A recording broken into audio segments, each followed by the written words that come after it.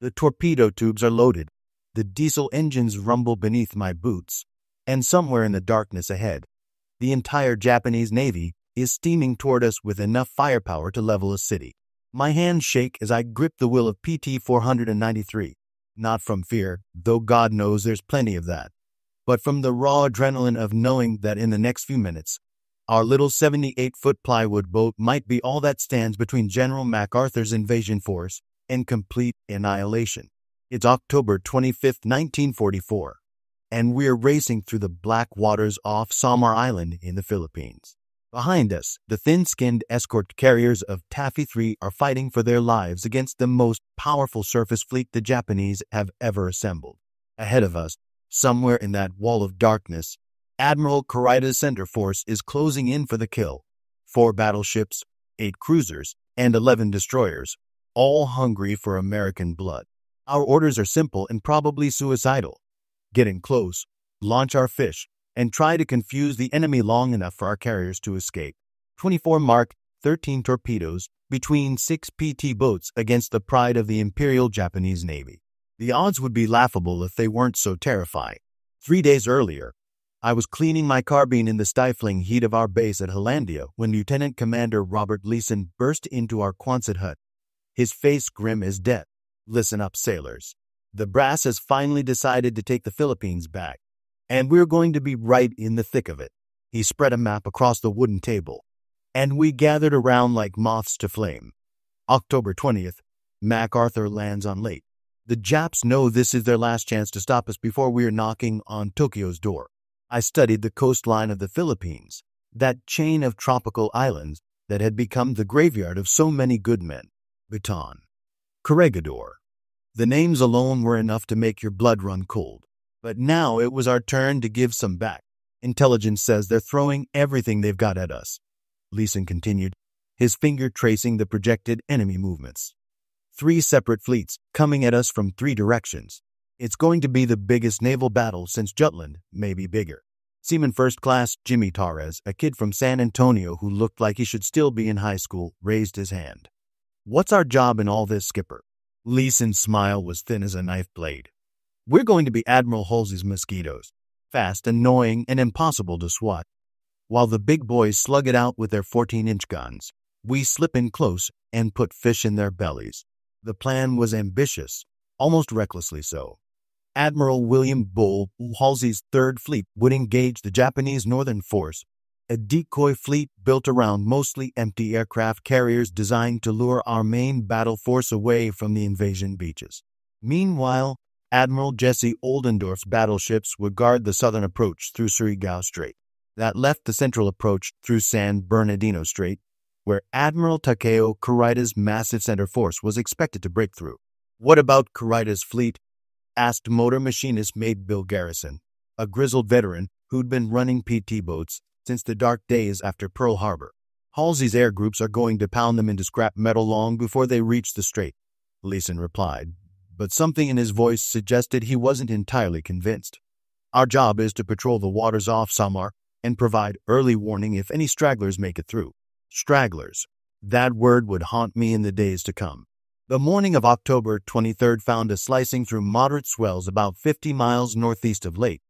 Our 6 PT boats spread in a loose formation. The tropical sun was already brutal at 0800, turning the aluminum deck fittings too hot to touch and making the air shimmer like a mirage. But there was a tension in the atmosphere that had nothing to do with the weather. Word had come down through channels that our submarines had made contact with Kurita's force the night before. USS Darter and USS Otago had ambushed the Japanese fleet in the Palawan Passage, sinking 2 heavy cruisers and damaging a third. First blood to the Americans, but it was like trying to stop a charging rhino with a BB gun. Contact bearing 040, range 12,000 yards. The call came from our radar operator, and every man on the boat snapped to attention. Through my binoculars, I could just make out the telltale mass and superstructure of a large warship on the horizon, whispered Torpedoman Second Class Danny Walsh, his Boston accent thick with disbelief. That's a battleship. He was right. Even at this distance, the massive bulk of a Japanese capital ship was unmistakable. But as we watched, more contacts appeared on the radar scope. then more. Within minutes, we were looking at the silhouettes of an entire fleet. All boats, this is PT 493. I spoke into the radio microphone, my voice steadier than I felt. We have multiple contacts, bearing 040, range 10,000 yards in closing. Estimate 4 battleships, multiple cruisers and destroyers. This is it, boys. This is what we came for. The response crackled back immediately. Roger, 493, all boats, prepare for torpedo attack. We're going in. What happened next violated every principle of naval warfare ever written. 6 plywood boats, each mounting 4 torpedoes and a handful of machine guns, preparing to charge headlong into the most powerful surface fleet in the Pacific. It should have been suicide. In many ways it was. But Admiral Kurita's center force had already endured 2 days of continuous air attacks.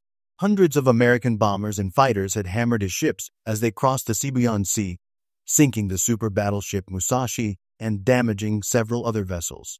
His crews were exhausted, his formations disrupted, and his nerves stretched to the breaking point. We came at them out of the pre-dawn darkness, our engines muffled, our boats spread wide to create maximum confusion. The plan was simple: get within torpedo range, launch our fish, and get out before their big guns could find us. Simple, but not easy.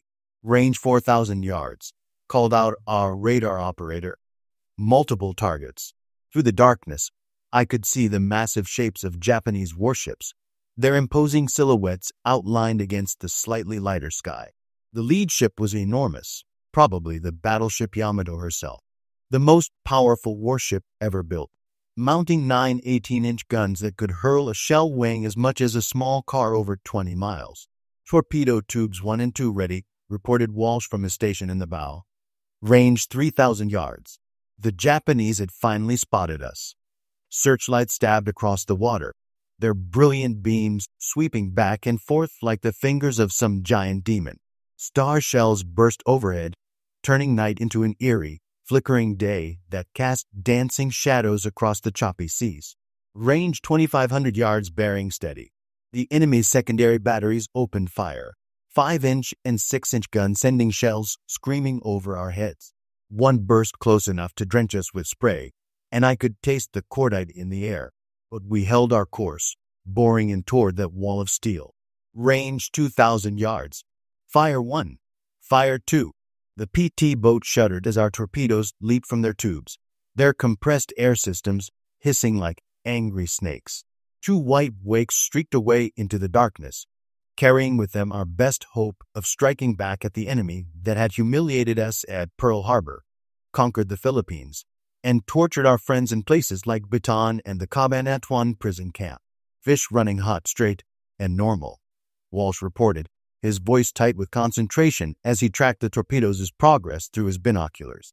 Now came the hard part, getting out alive.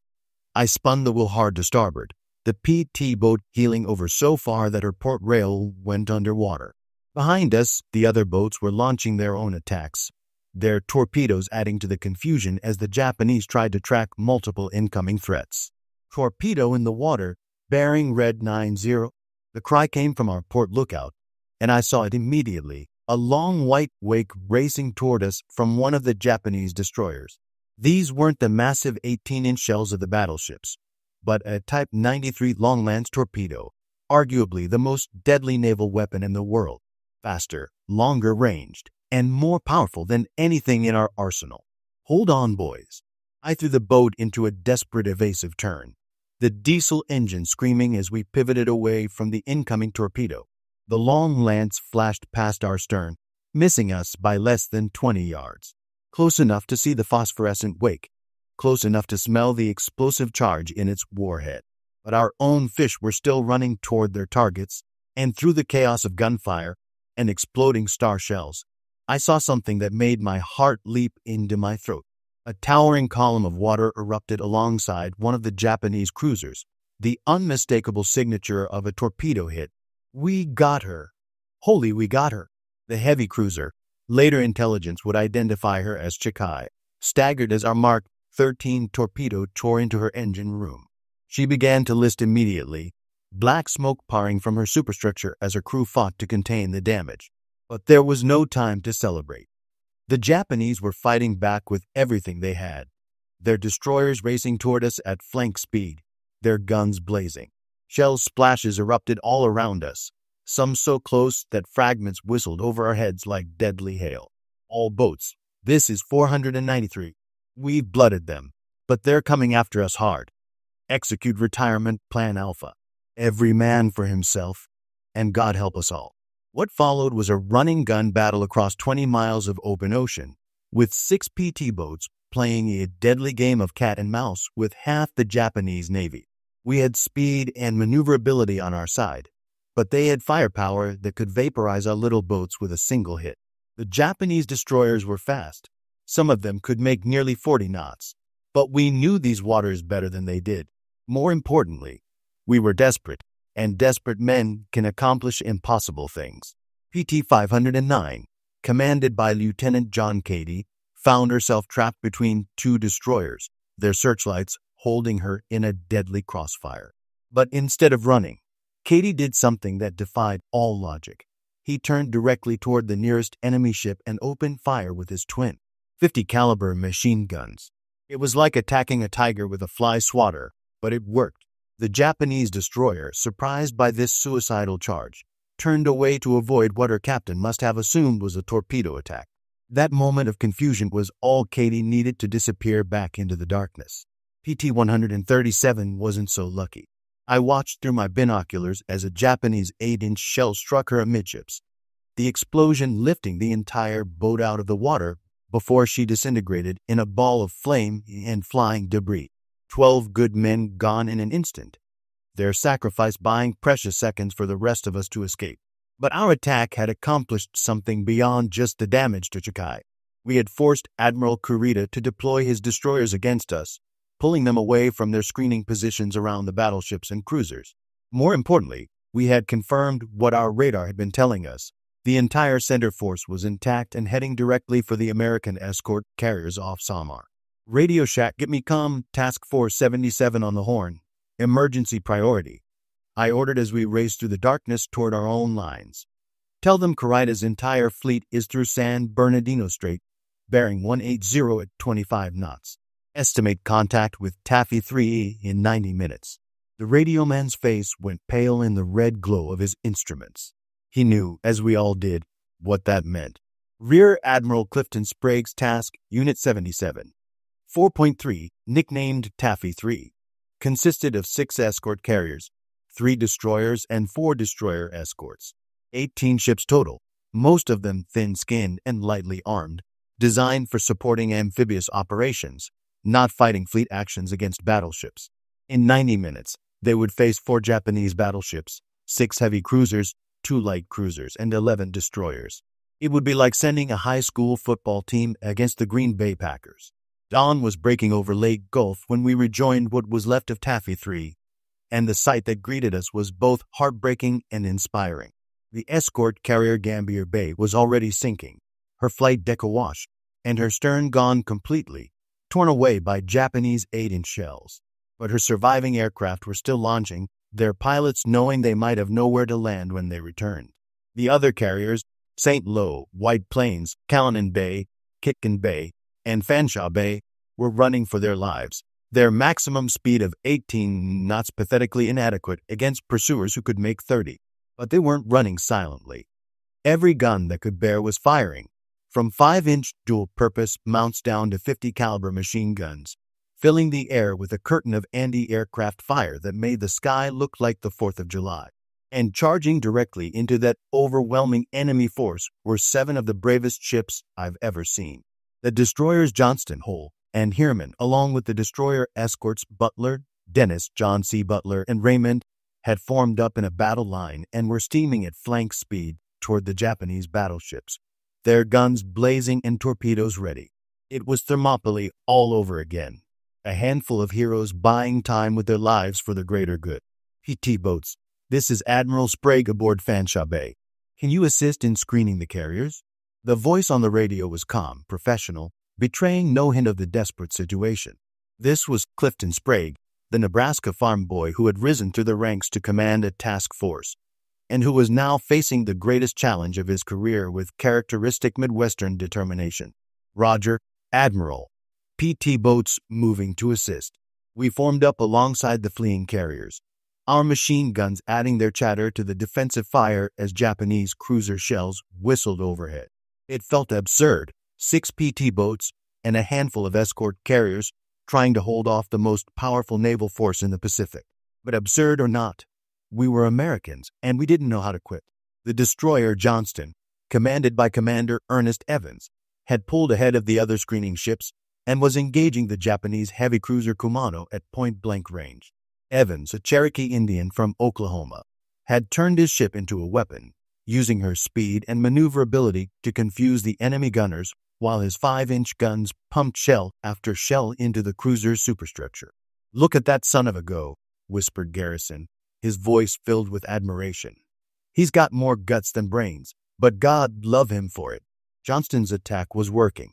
Kumano, struck by dozens of 5-inch shells and at least one torpedo, was dropping back from the Japanese formation, her forward turret silenced and fires raging throughout her superstructure. But Evans was paying a price for his aggression. Japanese 8-inch shells were finding their mark, tearing chunks out of Johnston's hull and superstructure. Then disaster struck. A salvo from the battleship Congo straddled Johnston, the massive shells exploding in towering pillars of water and steel. When the spray cleared, the destroyer was listing heavily to port, her forward stack gone completely and smoke pouring from half a dozen holes in her hull. But she kept fighting. Even as her speed dropped and her list increased, Johnston's remaining guns continued to fire, her crew manning their stations with a courage that defied description. Commander Evans, wounded and bleeding from shell fragments, remained on his bridge, conning his dying ship with the skill of a master mariner. The battle raged for nearly 3 hours, a running fight across 50 miles of Pacific Ocean. Our PT boats darted in and out of the formation like angry wasps, our torpedoes and machine guns adding to the confusion that was slowly saving Taffy 3 from annihilation. The Japanese had every advantage: more ships, bigger guns, thicker armor, higher speed. By every law of naval warfare, they should have wiped out our little force in the first hour. But war isn't fought by laws, it's fought by men, and on this morning, American sailors proved they were second to none. The destroyer escorts fought like tigers. Samuel B. Roberts, a ship so small she was nicknamed the destroyer escort that fought like a battleship, closed to within range of the heavy cruiser Chikuma, and began a point-blank gunnery duel that should have lasted about 30 seconds. Instead, it went on for over an hour, Roberts' crew firing so fast that they exhausted their supply of armor-piercing shells and switched to anti-aircraft rounds, then to star shells, then to anything they could load into the breeches of their guns. When Roberts, after gun mount, was knocked out by an 8-inch hit, gunner's mate 3rd Class Polkar stayed at a station, trying to load one final shell, even as the mount filled with smoke and flame. He died with his hands on the loading mechanism, still trying to get one more shot at the enemy. The escort carriers fought back with everything they had. Their aircraft, mostly Wildcats and Avengers designed for close air support, attacked the Japanese ships with bombs, rockets, and machine gun fire. When they ran out of ammunition, some pilots made dry runs, hoping to confuse the enemy anti-aircraft gunners long enough for their shipmates to escape. Lieutenant Commander Edward Whitey Faitner, leading a squadron of Wildcats from Callan Bay, made 17 separate attacks on Japanese ships that morning. On his final pass, with his guns empty and his fuel nearly exhausted, he flew so low over the battleship Yamato that he could see individual sailors on her deck. But it was costing us. Gambier Bay had already gone down, taking nearly 800 men with her. The destroyer Hoel, after fighting a running battle with multiple Japanese cruisers, finally succumbed to the overwhelming firepower arrayed against her. Johnston, after her heroic single-ship attack on Kumano, was also sinking, her crew abandoning ship even as her guns continued to fire. Then, just when it seemed like the Japanese victory was inevitable, something extraordinary happened. Admiral Kurita, from his flagship Yamato, gave the order to retire. At first, none of us could believe it. The Japanese ships, which had been closing in for the kill, suddenly turned away and began withdrawing toward San Bernardino Strait. We had been facing annihilation, and suddenly our enemies were retreating. "What the hell?" Torres asked, his voice reflecting the confusion we all felt. "Why are they running?" The answer would become clear only later, after the battle reports were compiled and the intelligence analysts had done their work. Admiral Kurita, exhausted by 3 days of continuous air attacks and confused by the fierce resistance he had encountered, believed he was facing Halsey's fast carriers rather than the escort carriers of Taffy 3. The aggressive attacks by our destroyers and PT boats had convinced him that he was walking into a trap, that at any moment the entire Third Fleet would appear over the horizon and destroy his force. It was one of the great ironies of the war. Our weakness had been mistaken for strength, our desperation for tactical brilliance. By fighting so fiercely with so little, we had convinced the enemy that we must have reserves hidden somewhere, that no commander would commit such light forces against such overwhelming odds unless he had an ace up his sleeve. But there was no ace. There were only American sailors doing their duty, fighting impossible odds with courage that defied belief. As Kurita's ships disappeared over the horizon, we began the grim task of rescue operations. Hundreds of men were in the water, clinging to life rafts and debris, waiting for pickup. Many had been in the oil-slick sea for hours, some wounded, all exhausted. I watched as the crew of PT 493 pulled survivors from Johnston aboard our small boat. These were hard men, career sailors who had seen their ship die beneath them. But they had not given up. Even in defeat, there was something unbroken in their eyes, something that spoke of inner strength and unshakable resolve. Commander Ernest Evans was not among the survivors. The Cherokee warrior from Oklahoma had gone down with his ship, dying as he had lived at the front of the fight, leading from the front, showing his men how an American naval officer faces death. The Congressional Medal of Honor he would receive posthumously was small compensation for such a loss, but it ensured that his name would be remembered as long as the Navy existed. The Battle of Leyte Gulf was far from over. Even as we picked up survivors off Samar, other actions were raging across hundreds of miles of ocean. In Surigao Strait, Admiral Oldendorf's battleships had crossed the Japanese Sea in a night action that resembled something from the age of Nelson, sinking most of Admiral Nishimura's southern force. To the north, Admiral Halsey's fast carriers had finally found and engaged Admiral Ozawa's decoy force, sinking 4 Japanese aircraft carriers, but leaving the center force free to attack the invasion beaches. But the crisis had passed. Kurita's withdrawal meant that the Japanese had lost their best chance to disrupt MacArthur's Landing. The escort carriers of all 3 Taffy groups would continue to provide close air support for the troops ashore, their pilots flying mission after mission against Japanese positions in the hills of Leyte. The cost had been enormous. The Navy had lost 2 escort carriers, 2 destroyers, and a destroyer escort, along with several smaller vessels. Nearly 3,000 American sailors had been killed or wounded, good men who would never see home again. But they had not died in vain. The Japanese losses were staggering. In 4 days of fighting, they had lost 4 aircraft carriers, 3 battleships, 10 cruisers, and 11 destroyers. More importantly, they had lost the core of their trained naval aviation, pilots who could not be replaced. Never again would the Imperial Japanese Navy be able to mount a major offensive operation. As the sun set on October 25, 1944, I stood on the bridge of PT 493 and looked out over the waters where so many brave men had died. The sea was calm now, its surface reflecting the orange and purple of the tropical sunset, giving no hint of the violence that had raged across these waters for the past 4 days. In my hand was a message from Admiral Nimitz, Commander-in-Chief, Pacific Fleet, addressed to all units that had participated in the battle. It was brief, as such messages usually were, but every word carried the weight of history. The officers and men of the Pacific Fleet have written a glorious page in American naval history. Your courage and skill have dealt the enemy a blow from which he will never recover. Well done. Well done. 2 simple words, but they carried the recognition of a grateful nation and a navy proud of its sailors. We had faced the best the enemy could throw at us, and we had not just survived, we had prevailed. But as I folded the message and slipped it into my pocket, I thought of the men who would not be going home. Ernest Evans, commander of Johnston. Paul Carr, the gunner's mate who died at his post on Samuel B. Roberts. The hundreds of sailors from Gambier Bay, Hoel, and Johnston who had given their lives in defense of freedom. They had died fighting, as American sailors have always died when their country needed them. They had faced overwhelming odds without flinching, had fought against hopeless circumstances without surrendering, had maintained their honor even in death.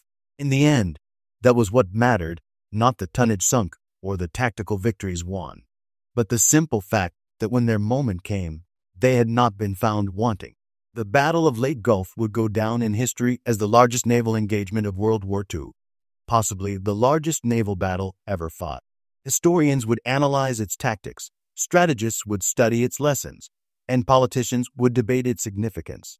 But for those of us who were there, who saw the destroyers charge the battleships and watched the escort carriers fight like tigers, it would always be something simpler and more profound.